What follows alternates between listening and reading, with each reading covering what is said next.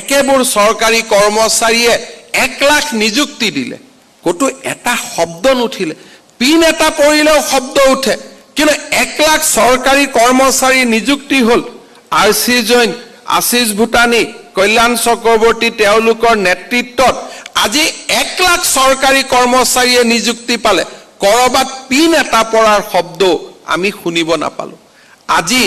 যি ধৰণে মিছন বসুন্ধৰাত ত্ৰিপাঠীৰ নেতৃত্বত কাম হৈছে আমি চিন্তা কৰিবলগীয়া হোৱা নাই যে তাত দুৰ্নীতিৰ কবাত অলপ হলেও উপাদান আছে লোকসেৱাই অগ্ৰাধিকাৰ পাইছে আজি আমাৰ কেইদিনমান আগতে মই বঙাইগাঁৱত এছপি সকলৰ লগত কনফাৰেন্স কৰিছিলো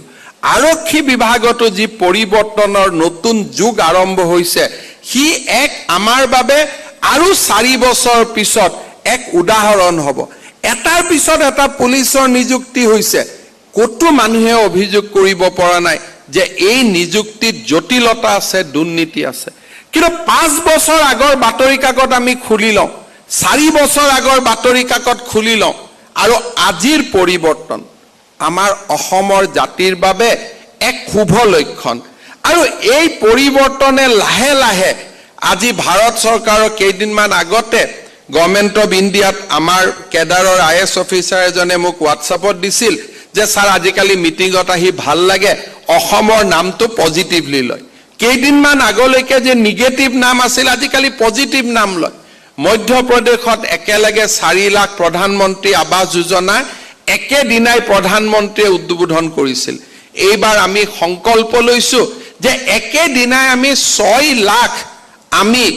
6 লাখ ঘৰ একেদিনাই আমি মানুহৰ হাতত চাবি তুলি দিম আমাৰ প্ৰধান সচিব একা ডাঙৰীয়াৰ নেতৃত্বত সেই কৰ্মযজ্ঞ চলিছে আজি বিত্তীয় ব্যৱস্থাপনাৰ ক্ষেত্ৰত অসমে আজি প্ৰত্যেকটো পৰ্যায়ত আগুৱাই গৈছে 5 মাহলৈকে নিজৰ ক্ষমতাৰে দৰমহা দিব নোৱাৰে এখন ৰাজ্যই আজি 12 মাহ আমাৰ নিজৰ টকা আমি নিজে সংগ্ৰহ কৰা কৰেৰে আজি আমি দৰমহা দিব পাৰো we are no longer dependent on central government so far as payment of salary is concerned আজি আমাৰ বিত্ত বিভাগত এই ধৰণে আজি ব্যৱস্থা হৈছে প্ৰতিটো বিভাগতে মই কৈ যাওঁ প্ৰত্যেকটো বিভাগতে পৰিৱৰ্তন হৈছে প্ৰতিটো দিন যেতিয়া প্ৰথম আমাৰ চৰকাৰ আহিছিল আমি সিদ্ধান্ত লৈছিলো যে কেবিনেট প্ৰত্যেক সপ্তাহত কৰিম জিষ্ণু বৰুৱা ডাঙৰীয়াই মোক কৈছিল এজেন্ডা কি থাকিব এজেন্ডাইটো নাথাকে প্ৰত্যেক সপ্তাহত আমি কৈছিলো আমি আৰম্ভ কৰিম আজি পৱন বৰঠাকুৰ ডাঙৰীয়াই কব জুৱা পৰখি আমি কেবিনেটত 4.5 ঘণ্টা বহিছো 37টা 38টা আইটেম কোনে দিছে পৰিৱৰ্তন কোনে আনিছে একেখিনি চৰকাৰী কৰ্মচাৰীয়ে কৰিছে একেখিনি চৰকাৰী কৰ্মচাৰীয়ে আজি সেই পৰিৱৰ্তনৰ নেতৃত্ব লৈছে মই বিশ্বাস কৰো যে আমাৰ লোকসেৱাৰ এই উজ্জ্বলতম দিশ আমি যদি আগুৱাই লৈ যাব পাৰো আমাৰ ৰাজ্যখনক আমি প্ৰথম 5খন ৰাজ্যলৈ লৈ যাব পাৰিম সচিবালয়ত কেতিয়াবা মই আহো মানুহ নেদেখো মই ভাবো ভুলতে আহিলো নেকি আজি সেকেন্ড স্যাটাৰডে নেকি আজি সানডে নেকি কিন্তু কৰিবলগীয়া একো কাম নাই সচিবালয়ত এতিয়া বিষয়াসকল কৰ্মচাৰীসকলেও কাম সোনকালে কৰি দিয়াৰ প্ৰচেষ্টা আৰম্ভ কৰিছে আৰু ডিজিটেলাইজেশ্যনৰ কাৰণে আমি আমাৰ কাম নাহৰকটীয়া নামৰূপ ধুবুৰী সাউথ সালমাৰ পৰা নহাকৈ আমি ৰাজ্য কৰি দিব পাৰিছো অলপমান যোৱা 2 বছৰৰ সফলতাক মূলধন হিচাপে লৈ আমি যদি আৰু অলপ নিজক নিয়োজিত কৰো কাটিং এজ লেভেলত যদি আমি ইমপ্ৰুভ কৰিব পাৰো আজি আমি এতিয়াও মই দেখো যে আমাৰ পিডব্লিউ ডিপাৰ্টমেন্টত যথেষ্ট কাম হৈছে আজি আমাৰ মালিগাঁও ফ্লাইওভাৰ আমি 28 আগষ্টত উদ্বোধন কৰিম ভাবিব নোৱাৰে যে অসমত এনেকে 1.5 বছৰৰ ভিতৰত 2 বছৰৰ ভিতৰত এনেকে কাম হ'ব পাৰে কিন্তু তাৰ মাজতো নাহৰকটীয়াৰ পৰা এষ্টিমেটখন আহিব প্ৰতি কিলোমিটাৰ 1.25 লাখ সাউথ সালমাৰ পৰা এষ্টিমেট আহিব প্ৰতি কিলোমিটাৰ 3 কোটি কৰবাৰ পৰা এষ্টিমেট আহিব প্ৰতি কিলোমিটাৰ 4 কোটি এই ধৰণৰ প্ৰৱণতা কাটিং এজ লেভেলত যদি আমি নিৰ্মূল কৰিব পাৰো আমাৰ ৰাজ্যখনে সেই উন্নয়নৰ সেন্দুৰী আলিলৈ যাত্ৰা কৰিব মই বিশ্বাস কৰো যদি প্ৰত্যেকটো বিডিও অফিসত মানুহে যদি লোকসেৱাৰ আদৰ্শৰে যদি মানুহ অনুপ্ৰাণিত হয়, কৰ্মচাৰীসকল অনুপ্ৰাণিত হয়, তেতিয়া প্ৰধানমন্ত্ৰী আৱাস যোজনাৰ প্ৰত্যেকটো ঘৰ আমাৰ সেই সপোনৰ আৱাস হৈ পৰিব। PHC ডিপাৰ্টমেণ্টত কাম কৰা প্ৰত্যেকজন কাটিং এজ লেভেলত থকা বিষয়া কৰ্মচাৰীয়ে যদি কাম কৰে,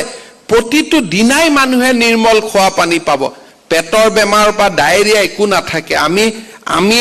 চিন্তা কৰিব নালাগে যে মেডিচিনৰ এক্সপাৰ্ট কোন হয়, চাৰ্জাৰী এক্সপাৰ্ট কোন হয়। লোকসেৱা চৰকাৰত থাকি কাম কৰাৰ সমান সুবিধান ক'তো নাই। মই বিশ্বাস কৰোঁ যে government is a bigger NGO। সৰু সৰু NGOত মানুহে কাম কৰি মানুহে শান্তি পায় যে মই এই কামখিনি কৰিলোঁ। But if you think government is a bigger NGO, কোনোবা NGO প্ৰত্যেক ঘৰ মানুহকে বিশুদ্ধ খোৱা পানী দিব পাৰিব নেকি? কোনোবা NGO মিছন ভূমিপুত্ৰৰ দৰে লাখ লাখ মানুহক কাষ্ট চাৰ্টিফিকেট অফিচত নহাকৈ দিব পাৰিব নেকি? কোনোবা NGO আজি 15 লাখ মানুহৰ মাটিৰ সমস্যা একেলগে সমাধান কৰিব পাৰিব নেকি? যিসকল চৰকাৰত কাম কৰে, চৰকাৰত সোমাই তেওঁলোকে অলপ সময়ৰ কাৰণে যদি নিজক চৰকাৰী কৰ্মচাৰী বুলি নাভাবি তেওঁলোকে যদি ভাবে যে ভগৱানে আমাক সুযোগ দিছে, আন মানুহে কৰিব নোৱাৰা কাম আমি কৰিব পাৰোঁ, নেদেখাজনে আমাক সুযোগ দিছে, যি মানুহক সহায় কৰিবৰ কাৰণে মানুহে নোৱাৰে ইচ্ছা থাকিলেও সেই সহায় কৰাৰ অধিকাৰ আমাক দিছে। মুখ্যমন্ত্ৰীয়ে কৈছে তাৰ কাৰণে আমি কাম কৰিব নালাগে। ৰাতিপুৱাৰ পৰাই মই সমীৰ সিনহাক কৈ আছোঁ যে আমাতকৈও বেছি চিন্তা কৰা অফিচাৰ আমাক লাগে। আমি যদি এক চিন্তা কৰিছোঁ, আমাক অফিচাৰ আৰু কৰ্মচাৰী লাগে যে যোনে 100 চিন্তা কৰিব। ৰাজ্যখনৰ উন্নয়নক কোনেও ধৰি ৰাখিব নোৱাৰে, পৰিৱৰ্তন হ'বই। মই বিশ্বাস কৰোঁ যে সেই এক গভীৰ সেৱাৰ মনোভাৱেৰে আমি আমাৰ ৰাজ্যখনক আগুৱাই লৈ যাব লাগিব। মই যি ধৰণে আমাৰ প্ৰশাসনৰ উজ্জ্বলতম দিশটো কৈছোঁ, সেই ধৰণে আন এটা দিশো যোৱা 2 বছৰত উন্মোচিত হৈছে। যেতিয়া আমাৰ অসম অসামৰিক সেৱাৰ উচ্চতম পদত থকা ব্যক্তিক টকা পইচা লওঁতে ভিজিলেন্স আৰু ইকনমিক্সে হাতে হাতে ধৰে, সি আমাৰ বাবে শুভ লক্ষণ নহয়। আজি যেতিয়া টেলিভিশ্যনত মই দেখা পাওঁ যে হাত ডাঙাৰ প্ৰতিযোগিতা চলি আছে, ই ঠিক নহয়। আমাৰ 120-25 জন চৰকাৰী কৰ্মচাৰীয়ে যোৱা 2 বছৰত হাত দাঙিবলগীয়া অৱস্থা হৈছে। আৰু তেওঁলোকৰ যদি আমি বেকগ্ৰাউণ্ড চাব যাওঁ, প্ৰত্যেকজনেই এটা দুখীয়া মধ্যবিত্ত পৰিয়ালৰ পৰা উঠি অহা ব্যক্তি। তেওঁলোকৰ পিতৃ মাতৃ সুসংস্কৃতিবান আছিল, তেওঁলোকৰ পিতৃ মাতৃ নিৰলসভাৱে গাঁৱত কাম কৰা একোজন সুনাগৰিক আছিল। মই এই 120 জন ব্যক্তিৰে 40 গৰাকী ব্যক্তিৰ মই তেওঁলোকৰ পিতৃ মাতৃ কেনেকুৱা আছিল তাক চাবৰ কাৰণে যত্ন কৰিছিলোঁ। আৰু যদি তেওঁলোকৰ পিতৃ মাতৃ জীয়াই থাকিলেহেঁতেন, মই ভাবোঁ চৰকাৰ মুখ্যমন্ত্ৰীয়ে দুখ পোৱাৰ আগতে প্ৰথম তেওঁলোকে দুখত ভাগি পৰিলেহেঁতেন যে আমাৰ পৰিয়ালৰ পৰম্পৰা, আমাৰ গাঁৱৰ পৰম্পৰা, সহজ সৰল জীৱনৰ পৰম্পৰা আজি ধ্বংস কৰিলে মোৰ সন্তানে। মই 40 গৰাকী লোকৰ মই বেকগ্ৰাউণ্ড চেক কৰিছিলোঁ যে তেওঁলোক কেনেকৈ উঠি অহা, হোৱাট ৱাজ দেয়াৰ বেকগ্ৰাউণ্ড। সাধাৰণতে যেতিয়া ফেমিলিত সমস্যা থাকে, আপব্ৰিঙিং ভাল নহয়, কেতিয়াবা মানুহে ৰাস্তাৰ পৰা আঁতৰি যায়। কিন্তু মই দেখা পাইছিলোঁ যে এই গোটেইকেইটা 40 ফেমিলি মই এক্সামিন কৰিছিলোঁ, গোটেইকেইটা পৰিয়ালৰ পিতৃ মাতৃ সহজ সৰল নিৰীহ ব্যক্তি আছিল। মই আজি আকৌ ভাবোঁ যে নতুনকৈ চাকৰি পোৱা ল'ৰাসকলে, আমাৰ ল'ৰা ছোৱালীসকলে নিজৰ দেউতা মাৰ ফটোখন ৰাখিব, সাহস দিব বেয়া কাম নকৰিবৰ কাৰণে। কাৰণ ওচৰৰ অফিচাৰসকলে কৈ দিব, আৰে ভাই চলো কৰিবই লাগিব, ভাল হৈ থাকি কি লাভ আছে। পৰিৱেশটো ভাল নাথাকে।